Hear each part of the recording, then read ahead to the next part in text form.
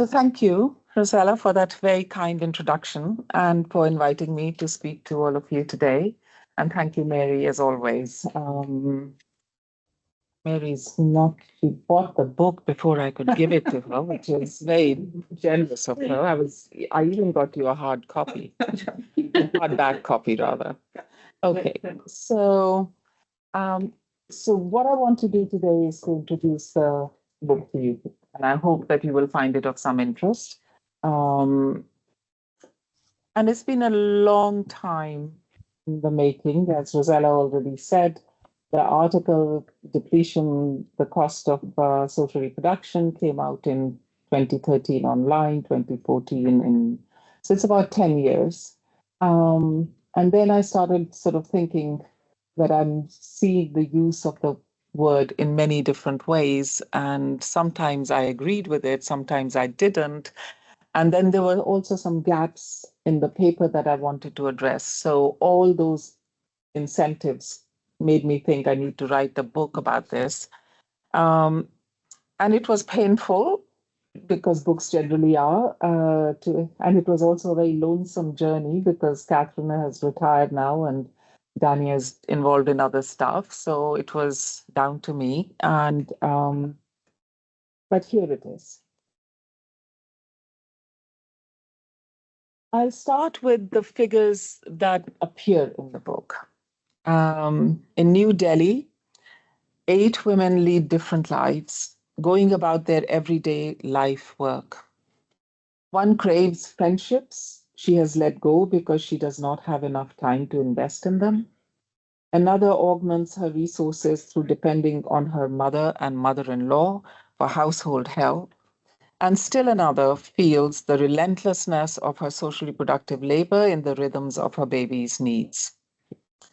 Meera goes walking to work, climbs over a fence to save 20 minutes extra walking time because the gated community that she works in has shut all the gates in gates but one, which makes her journey longer. She does this because she needs to finish her work quickly, to return home, to collect her children from school, and to do all the household chores before helping her children with their homework and making dinner. In Coventry, children look after the parents and grandparents who are differently abled or are sick. They find some time for themselves in an NGO, Young Carers, where 3 social workers work with them through play. The social workers are overburdened and underpaid. The parents of these children worry about the effects of the care responsibilities of the children on their friendships, school time, bullying, and homework. A community in Eastern South Africa worries about the mining company that is about to destroy their way of life. The worry takes political forms as well as cultural resistances.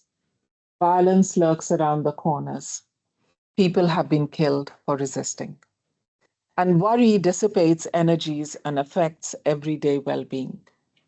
So these are some of the stories that I cover in this book, stories of depletion of individuals, of households, and communities.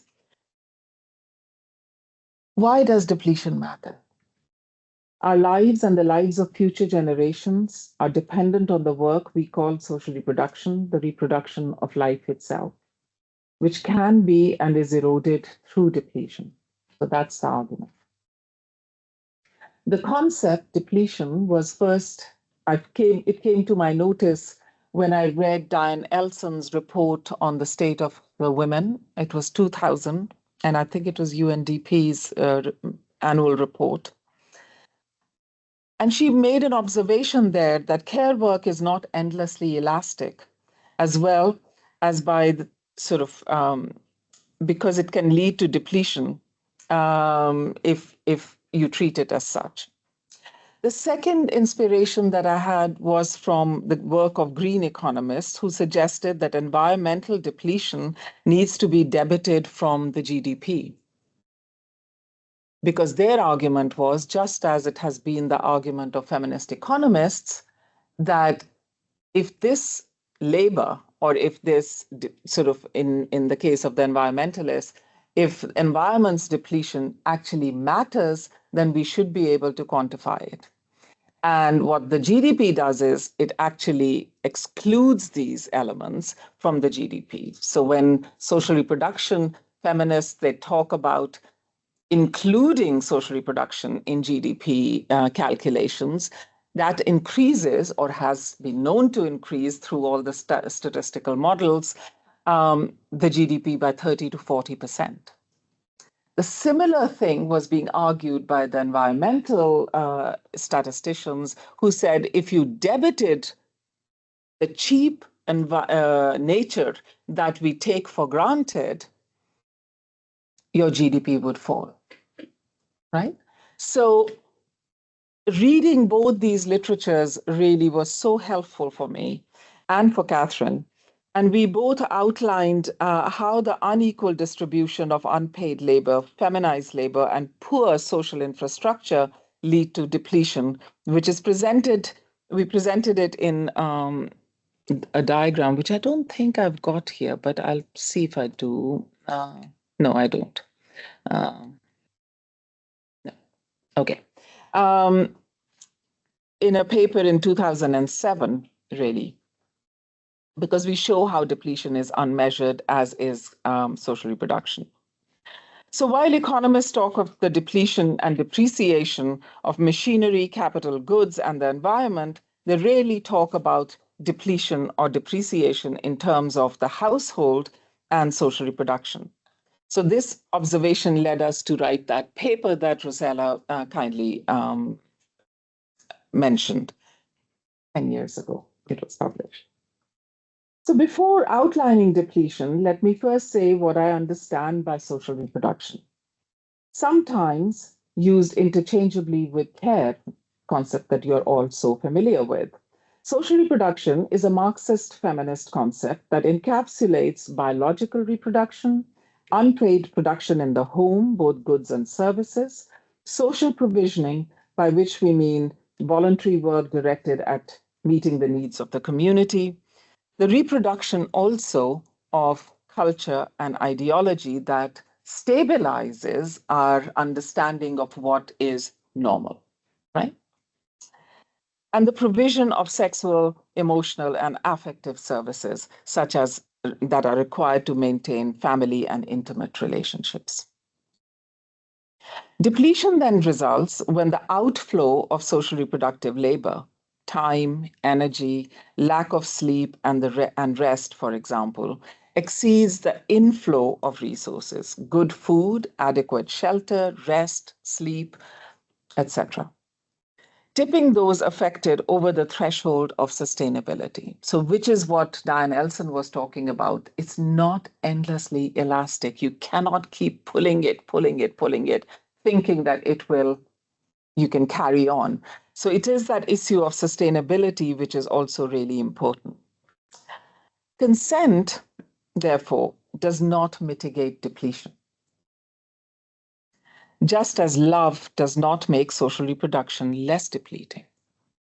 Depletion through social reproduction is a concept that also bridges the worlds of paid and unpaid work. Paid work is affected by unpaid work in the home and vice versa. I went and talked to a colleague in the Office of National Statistics, ONS, who was in charge of doing all the calculations on the GDP, etc. So, and I said to him, I said, this is what we have been talking about among the feminist political economists, and what we wanted to know what his opinion might be to expand the production boundary around which GDP is calculated to include care work. He said two things which have always stayed with me, and this is over 10 years now. And the two things was, firstly, this is not a statistical issue. This is not an issue about how to calculate this. The calculus is easy, he said. This is a political issue. Was that not really a good insight?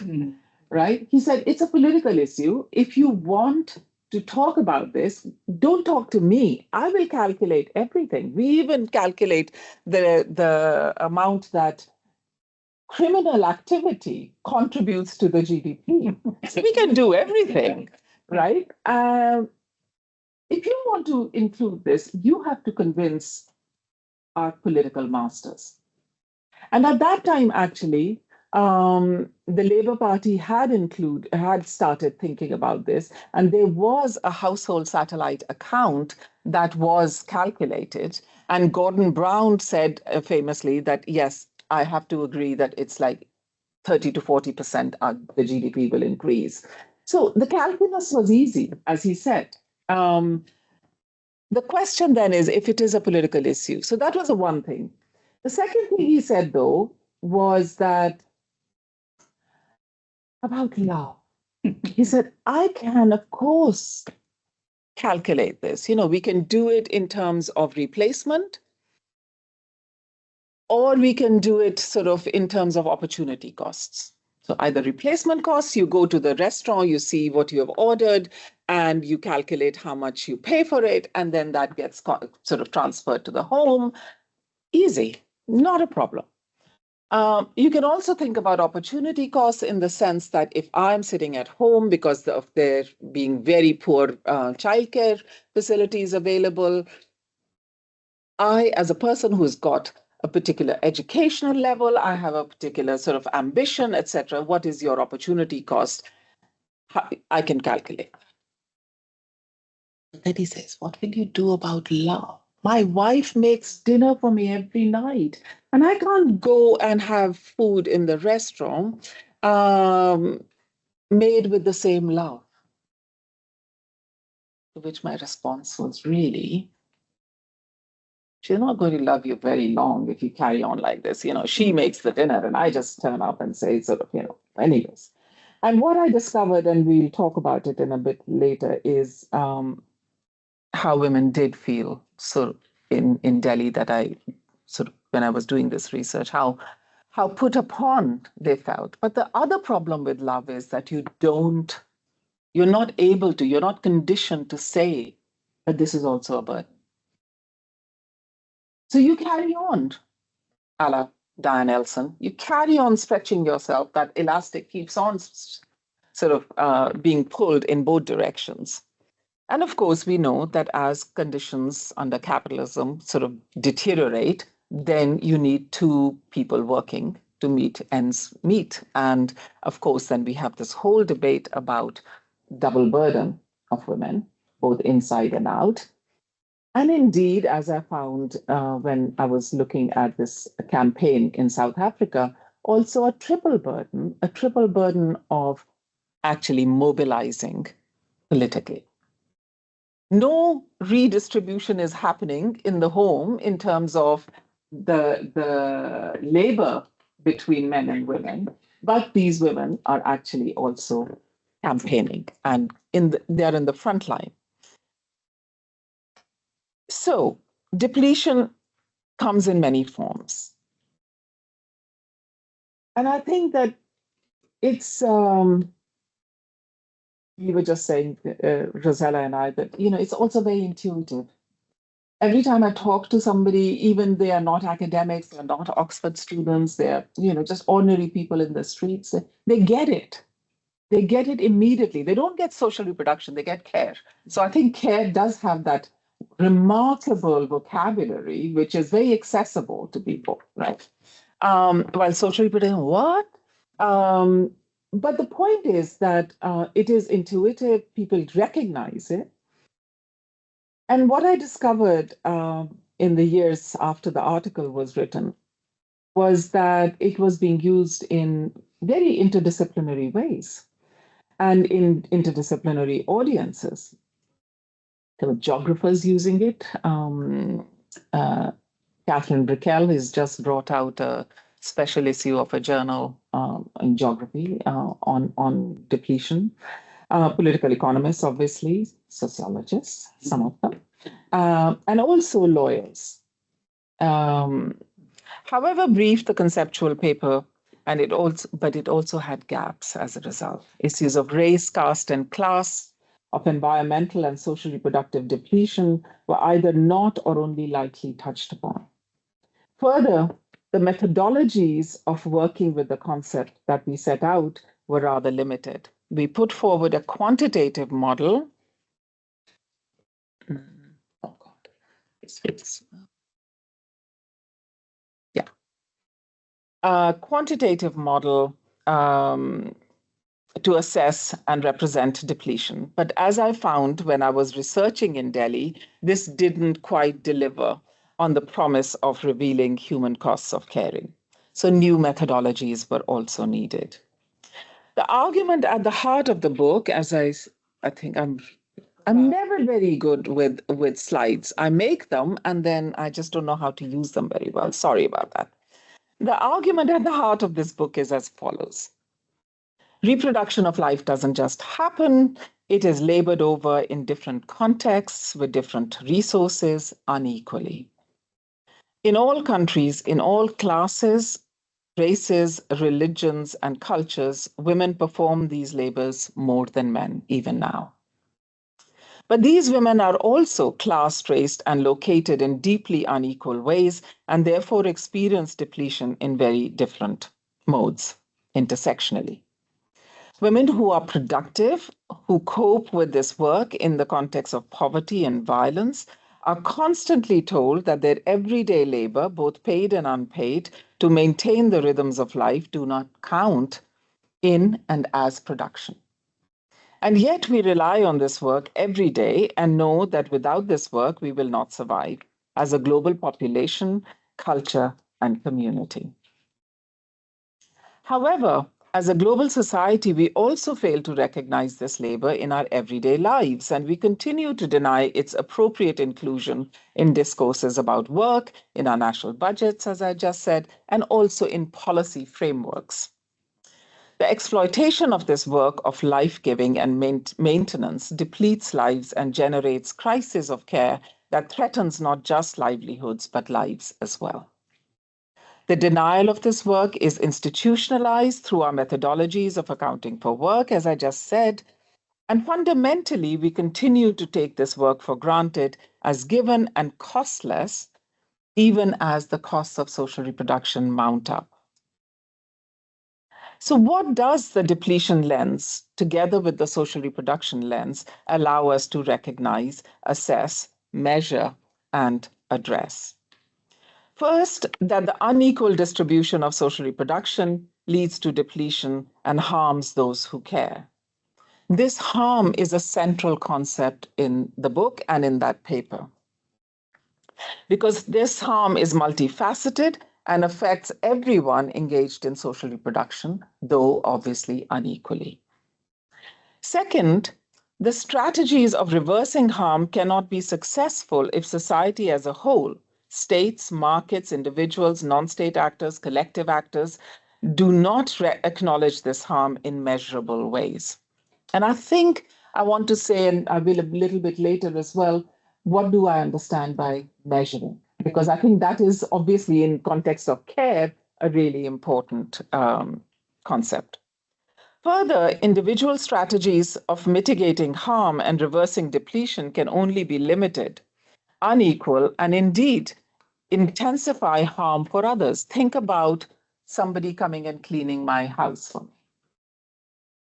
So what you are familiar with, global care chains, generate care gaps elsewhere, even though your care gap is being addressed, right? State intervention in addressing the unequal distribution of social reproductive work is therefore essential, and that's what we call replenishment, if not sufficient, as a strategy for reversal of harm. Third, a vision of a good life for all rather than for some must include human as well as planetary care. Depletion of our environment is entangled with capitalism's pursuit of cheap nature, just as it is of cheap labor. And therefore, I think it harms not just us, but also future generations. And we are seeing so much activism around that now, aren't we? I mean, young people taking their governments to court saying that lack of environmental protections is leading to their futures being depleted. Through focusing on depletion, then, we can begin to reveal the full costs of social reproduction, to understand the circuits of power that circulate through the regimes of care, and how these might be challenged and reversed. In essence, depletion fundamentally affects the material conditions of reproduction and maintenance of social life. And the struggles for reversing depletion can help us think through the transformation of social reproduction. I've already said that depletion harms. It harms in many different ways. It harms in, is there a way I can see the slides? No, let's not do that. Create more problems. There we go. Yeah. We talk about physical harm. So lack of sleep, tiredness, backaches, shoulder aches. Discursive harms, to be told constantly in newspapers and magazines, in everyday life, that you don't work. Emotional harm, how do you experience those harms? And also harm to citizenship. I was just talking with a colleague before I came here about debt as a central concept of capitalism. And we were talking about how traditionally, of course, citizenship was attached to securing the borders of the state. So it was the military, the debt owed by individual men to the state in protecting the state from enemies outside. Now, our lives are determined by us being good taxpayers, right? That's our debt to the state. The state, this is the social contract that we have. But think of the number of times we see in Daily Mail or other right-wing newspapers, things like, oh, well, these young women, they're just becoming pregnant because they want housing. Or these young people who don't have any work to do, they are just such a burden on society. All of a sudden, the role of or the position of individuals who are deemed to be not taxpayers becomes different vis-a-vis the state. They are no longer citizens with entitlements. They become citizens, or rather welfare recipients. So it has a fundamental impact upon the way in which depletion is multifaceted. So in essence, depletion, therefore, can be felt at different levels, at the level, as I've already said, of individuals, but also households and communities, which are co-dependent and co-constitutive. Holding harm central to this debate on depletion is important because it reveals the nature of depletion, the ripple effects of harm, and the urgency to reverse it. I've already said that measuring harm is not easy, but is important in providing evidence to the state and to campaigning for change. So for me, measurement is not a claim to truth of any kind. Measurement is indeed a form of recognition. Through it, we make things visible. Now, you could always argue, as I thought I was doing, that there can be different forms of it. There can be qualitative, there can be quantitative. And we tried a quantitative approach in a sense. We created a model to calculate depletion, where DSR, depletion through social reproduction, is equal to RT, where R is the current stock of resources. And when that goes below the threshold, you are depleted. In the book, in chapter 2, I discuss why I found this difficult to operationalize. I looked at big data sets, both European as well as the UK data sets on everyday life. And I found that the questions that are being asked are just not the questions that I need answers to if I'm going to be able to operationalize it. The second point, and I worked with a group of statisticians at Warwick University, where I was before I came to SOAS, and they tried all sorts of tricks. I mean, I'm not a statistician. I don't know how to deal with these numbers and regression models and all the rest of it, but they did.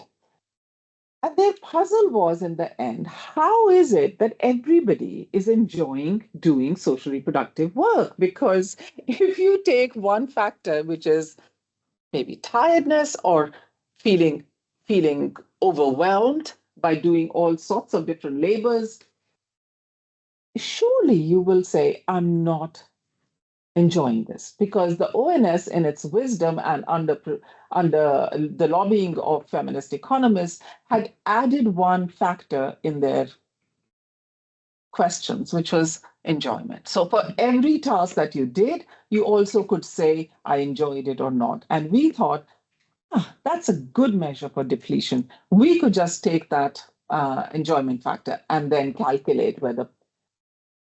My colleague's puzzle was, why is it that men are also enjoying it? Women are also enjoying it? So something is not right here. And of course, it is what I said earlier. At one level, it is women not saying that they are tired or they don't enjoy it, because how can they? They're looking after their child.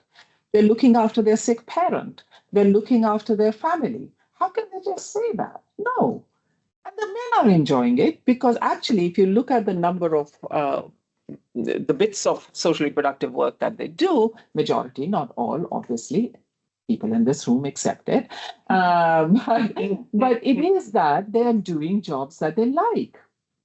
They take kids to football. They take kids to the cinema. They take kids on outings. What's not to like about it?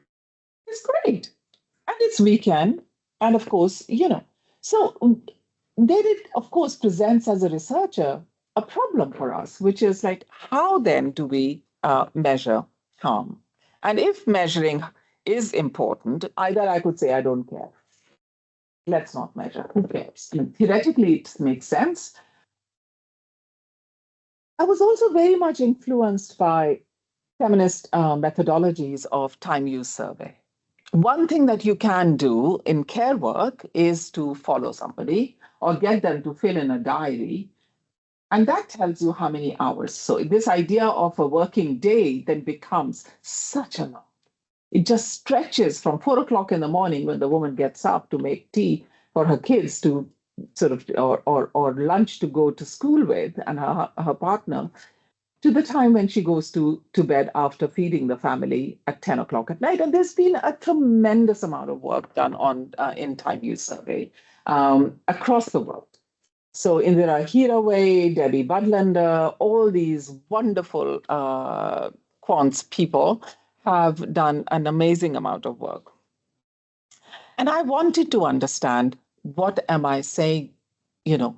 What does depletion look like, basically? So in Delhi, I was there. I thought I would do a time use survey, a small one. I thought I'll go and talk to a few people across class, because I was very much interested in how class intervenes as a factor. And I came across two problems. The rich women I wanted to talk to, CEOs of company, highly educated, they basically told me, not interested. You want to do this diary, you do it. I mean, we are too busy. Right? And the domestic worker, Meera, who I've already mentioned, she was so time poor. She said and also she was not very well educated. She was unconfident about this. So what do I do? I mean, I could just pack up and go, but I was there for 3 months wanting to do this. So what I have done, which is what I call feminist everyday observatory tool.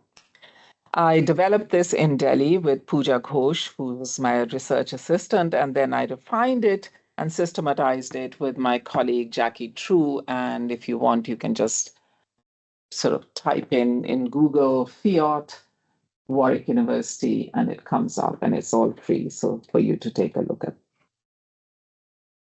What I did was, if they were not willing to fill in the diaries, then I would have to. Well, actually, I didn't. It was Pooja who did it as my research assistant. She went to the home at 6 o'clock in the morning, and she left when they went to bed. And she, every 15 minutes, she wrote down what they were doing, where were they doing this, how were they doing it, and who were they doing it in the presence of. So it gave us very textured, rich data. By the way, this has also then been used in the Ukraine by Jackie. Jackie and I did a project together where two fabulous research assistants did it in Sri Lanka under conditions of conflict and in Myanmar. So it has now been kind of tested a bit, and a colleague in Sweden is doing it in the context of her work in Sweden. So basically, it allowed me to analyze depletion through recording time used in social reproduction and paid labor by 8 women across class boundaries in one day of their lives. So the first thing was to go and get their information and put that information in the context of Delhi through just gathering data. Second thing was this recording of time use. And the third thing was the narrative interview that followed the next day, where Pooja asked them, okay, you looked really tired. And she also took photos.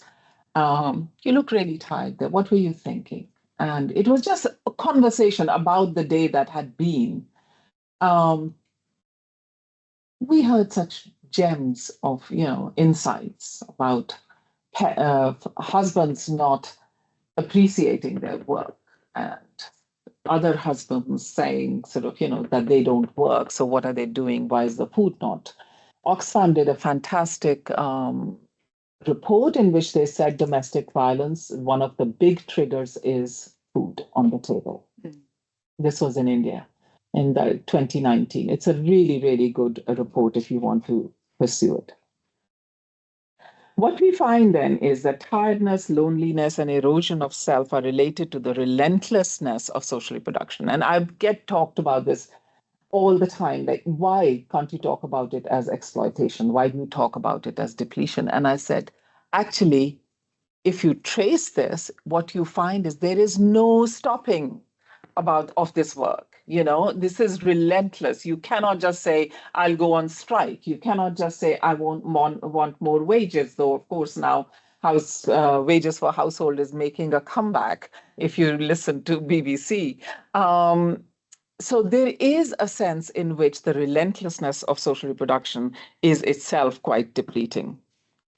Thinking through these 8 lives was salutary. Micro practices of care reveal themselves deeply embedded in structures of capitalist work regimes, as well as in everyday demands framed by cultural and social norms.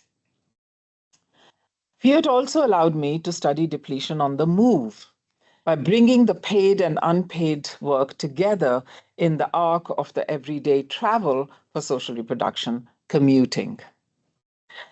So in chapter 4, I think through how, together with unpaid social reproductive work, traveling to work is also unpaid labor that subsidizes the urban economy in neoliberal cities. And if you remember, there have been debates about how care workers go from place to place in this country. Until very, very recently, they were not paid. They were not paid for the transport, and they were not paid for time.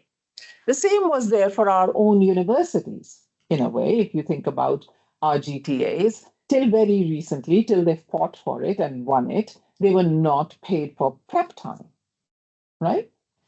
Or marking time. Oh, it's just part of the same thing. So these things have to be made visible in order to be challenged and then hopefully addressed. I got really interested in this whole issue of travel and traveling to work. Travel done over space requires not only time, thus stretching the margins of work time, but also affects the body, increased tiredness, the sense of security. Safe or unsafe travel can decrease or increase insecurity. Reputations, family status, and wages. The money spent on travel could be seen as a subsidy given to capital and to the employers. The state investment in physical, but not so much in social infrastructure, also affects this question. So I explored these questions through a close discussion of two stories of an Indian domestic worker, who I mentioned earlier, and Sangeeta, a journalist. Class divides them, but for both, their travel to and from work increases their depletion. Methodologies need to be appropriate to the task in hand, of course. In chapter 5, I discuss how depletion moves across generations. Care of children preoccupies much of the feminist work on caring, but we also need to think about care by children. Children also care, and their labor is also not recognized. Indeed, it is often seen to be exploitative and therefore something to be stamped out through national and international policy and legal framing. Depletion associated with this work affects children in terms of their education, levels of anxiety, friendships, and exclusions, and their households in very different ways. I'm always now, we've had just recently this debate about smartphones in schools and that they should all be banned. And I'm always struck by what I heard in this research when I did it in Coventry with another wonderful research assistant, Annie Pironin. And the children said, the school doesn't understand. We are not just standing there just using our phone for pleasure. We are using it because we need to know that our mother has had her medicine or our grandfather has not fallen and they were just so anxious, and that anxiety is obviously depleting. But the school, just like many other vectors of inequality in institutions, could not understand what the problem was. Why could they not jam their phone signals as soon as they came into school? Right? So every time I hear it now, I think of those interviews. Depletion, the book argues, is not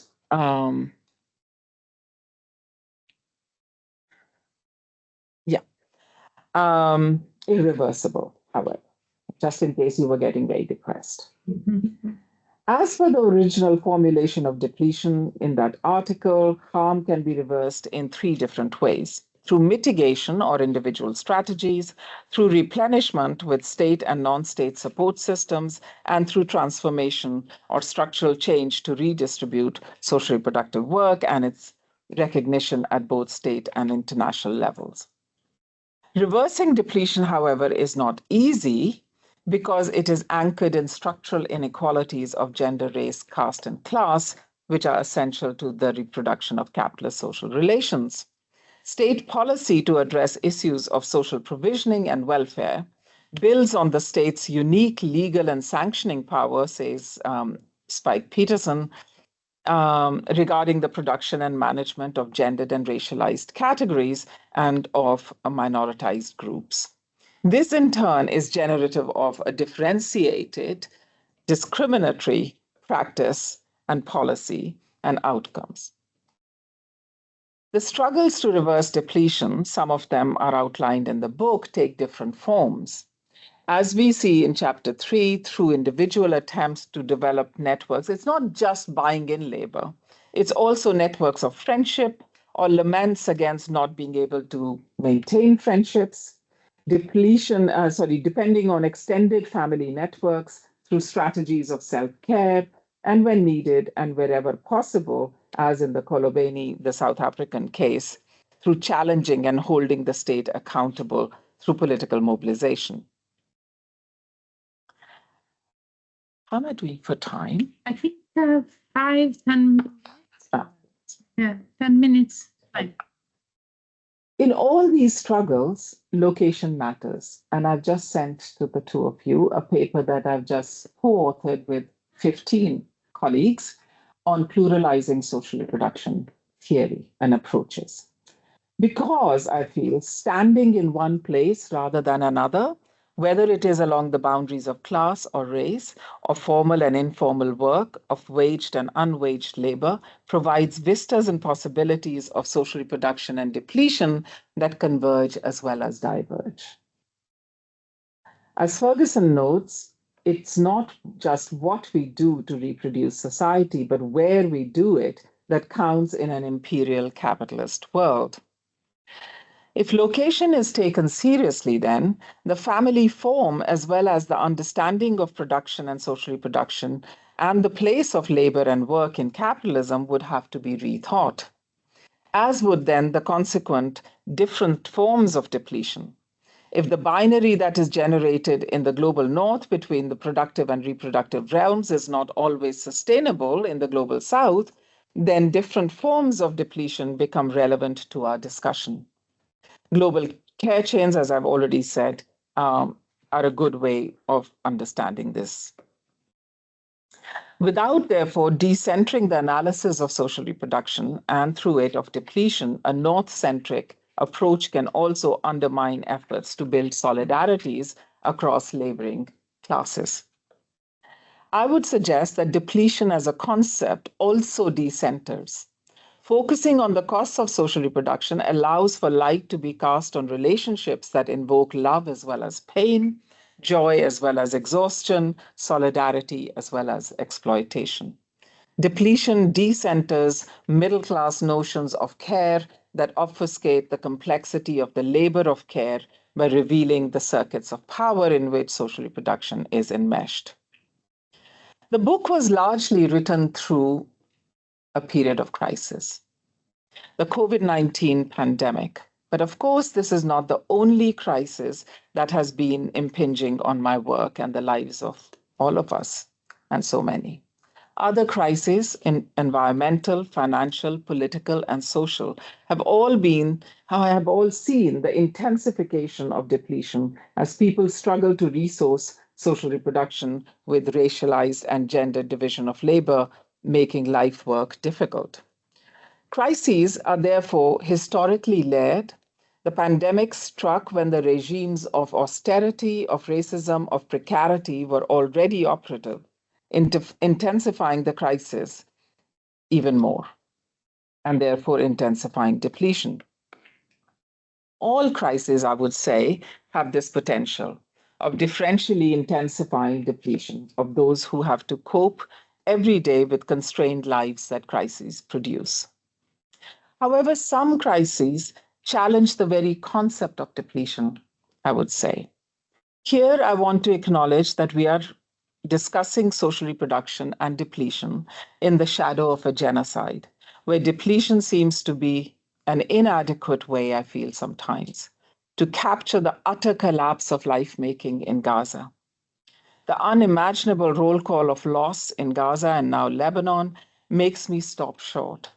This is not depletion, but a catastrophic collapse of social reproduction.